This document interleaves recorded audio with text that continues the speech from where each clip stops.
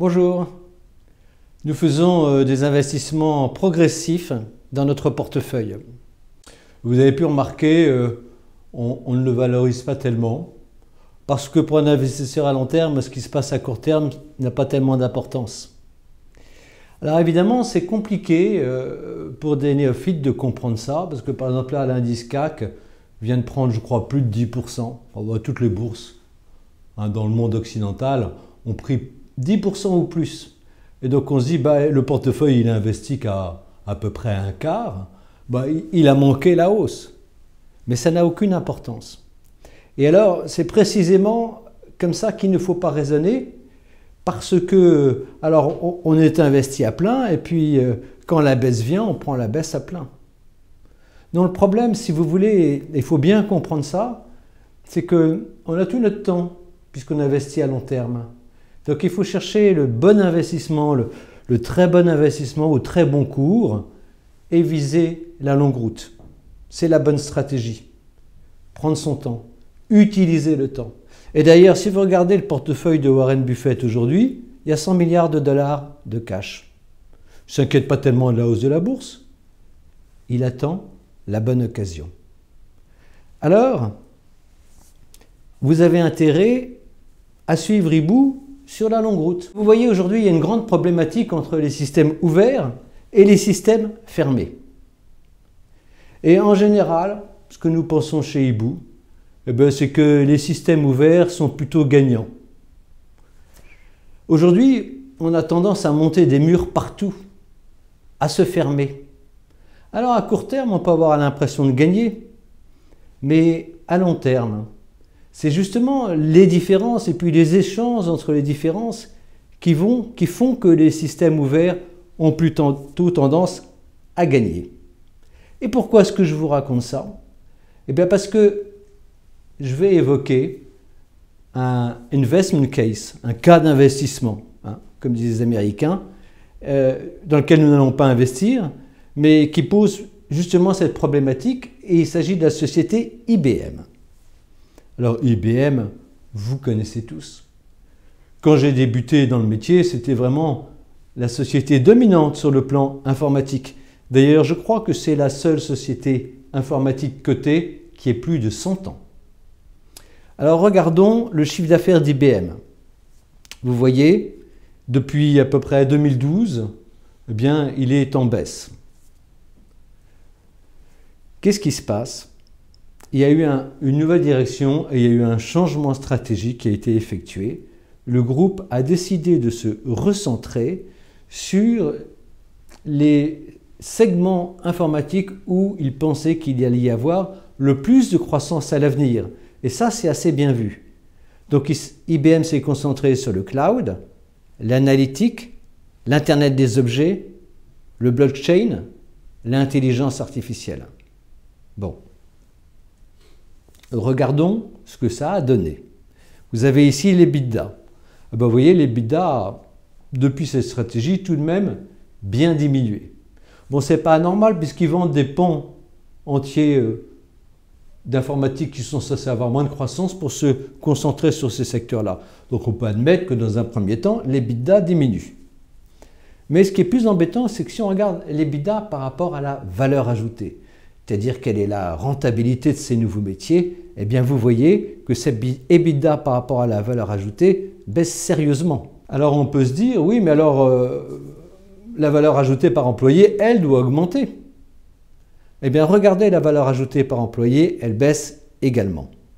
Et elle est à un niveau qui n'est pas tellement élevé, un peu plus de 110 000 $ par employé. Et la conséquence, le résultat net courant part du groupe, eh bien même si c'est redressé au cours du dernier exercice, il est depuis plusieurs années en assez forte baisse. Qu'est-ce qui se passe? L'analyse de Hibou, et vous avez une analyse qui a été mise sur le site, c'est qu'il y a deux problèmes. Le premier, c'est qu'au stade où nous en sommes, eh bien, IBM n'a pas un positionnement très fort sur chacun des segments qu'il a attaqués. Voilà, il n'est plus numéro 1. Il est numéro 1 dans d'autres segments, les segments traditionnels. Mais en revanche, voilà, dans les serveurs, il est numéro 3. Dans les logiciels de sécurité, il est numéro 3. Dans le cloud, il est numéro 3, avec seulement 8% du marché. Tandis qu'AWS, Amazon, a 32% du marché. Donc vous voyez, il s'est mis dans une position concurrentielle qui n'est pas idéale, même s'il est sur les secteurs en forte croissance. Alors pourquoi? Eh bien parce que IBM, si vous voulez, ils ont pris l'option du système fermé. Quelle est leur idée? Leur idée, c'est que 80% des données, et l'avenir appartient au traitement des données, 80% des données, en réalité pour eux, sont au sein des grandes entreprises. Et ils pensent également que les grandes entreprises ont la volonté et intérêt à sécuriser leur système informatique et à conserver leurs données pour eux. Donc plutôt à fonctionner en système fermé. Et donc, ils ont fabriqué des systèmes et une approche qui est faite pour ce genre de fonctionnement.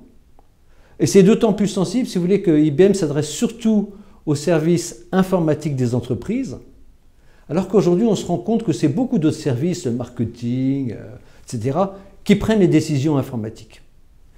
Donc, vous voyez, on est peut-être dans une impasse. Et cette impasse, on la voit bien avec ce graphique. C'est-à-dire que, bon, ils se sont laissés dépasser en volume. Et donc, regardez les investissements informatiques. Vous voyez que IBM était dominant. Et vous voyez maintenant qu'il est dominé. Regardez la taille des informatiques de AWS, Amazon, Google, Microsoft. Ils ont explosé. Ils sont très très loin devant IBM. Donc pour Hibou, la situation en position stratégique d'IBM, pour l'instant, n'est pas très bonne. Et le problème, si vous voulez, c'est que ça s'accompagne d'une dégradation du bilan. Voilà la dette nette d'IBM. Vous voyez en millions de dollars.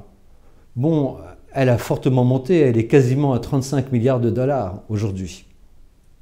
Et si on la regarde par rapport à l'EBITDA, c'est-à-dire combien la dette pèse par rapport à la rentabilité d'exploitation, elle a aussi beaucoup monté jusqu'à atteindre 2 fois l'EBITDA. Pourquoi? Parce que parallèlement à cette stratégie de recentrage, IBM a voulu flatter ses actionnaires, et donc ils se sont lancés dans une politique de rachat de titres. Et vous voyez ici, ils ont racheté énormément de titres, puisqu'il y avait 1700 millions de titres en 2004, et aujourd'hui, il y en a à peu près 900 millions. C'est vraiment des rachats massifs qui ont été accompagnés d'une hausse du taux de distribution. Et vous voyez, cette hausse du taux de distribution, c'est quelle part des bénéfices est-ce que je distribue? Eh bien, à partir de 2013, c'est-à-dire avec la nouvelle direction, au moment même où ils faisaient le changement stratégique, ils ont accentué le taux de distribution de dividendes. Donc ces deux éléments joints ont fait exploser, enfin, fortement augmenter la dette. Alors, où en est IBM aujourd'hui? Eh bien, ils viennent de faire, en plus de tout ça, une acquisition majeure. Ils ont acheté une société qui s'appelle Red Hat, Chapeau Rouge. Chapeau Rouge, c'est la plus importante société au niveau mondial qui commercialise des solutions qu'on appelle open source, des systèmes ouverts. Bon, concrètement, c'est des logiciels qui sont gratuits, ouverts à tous. Alors, le plus connu, c'est Linux. Voilà. Mais ils font ça également au sein du cloud, avec ce qu'on appelle, vous savez, le cloud fonctionne beaucoup avec ce qu'on appelle des containers, des systèmes de base de données. Et donc, ils appliquent également le système open source pour ces containers. Voilà, et c'est d'autant plus important qu'aujourd'hui, vous savez, le cloud est devenu le cœur de l'informatique, et surtout le cloud public avec ce qu'on appelle l'IaaS, Infrastructure as a Service. Voilà, donc pour Hibou, ce n'est pas très lisible. Hein. On comprend bien que IBM s'est mis dans un système au service des grandes institutions et que parallèlement à ça, ils ont racheté pour 34 milliards de dollars, c'est-à-dire l'équivalent de toute la dette qu'ils ont déjà, l'équivalent d'un tiers de leur capitalisation boursière, une société qui est plutôt dans des systèmes ouverts et donc qui vont implémenter dans leur système pour pulser leur système de cloud hybride. Alors voilà où on en est. Voilà le graphique sur le long terme d'IBM. Vous voyez que si on prend la droite de régression bah, on est significativement en dessous. Vous voyez les dividendes qui augmentent de manière régulière. Donc il y a une vraie question, on n'est pas cher, il y a une stratégie bien particulière. Est-ce qu'elle va marcher ou pas? Chez Hibou, on dit que ça peut fonctionner, mais on est un peu sceptique parce qu'on croit plus au système ouvert que fermé. Mais on ne sait pas très bien parce que la tendance aujourd'hui, c'est un peu le repli sur soi, la sécurité. Donc ça peut fonctionner, surtout avec Red Hat. Donc on vous laisse juge de ça, mais on ne la met pas dans une construction de portefeuille. Voilà. Alors pour les prochaines fois, on essaiera plutôt de vous montrer des investissements peut-être moins brillants, mais peut-être plus sûrs. Voilà, plus prévisibles. À bientôt avec l'équipe Hibou.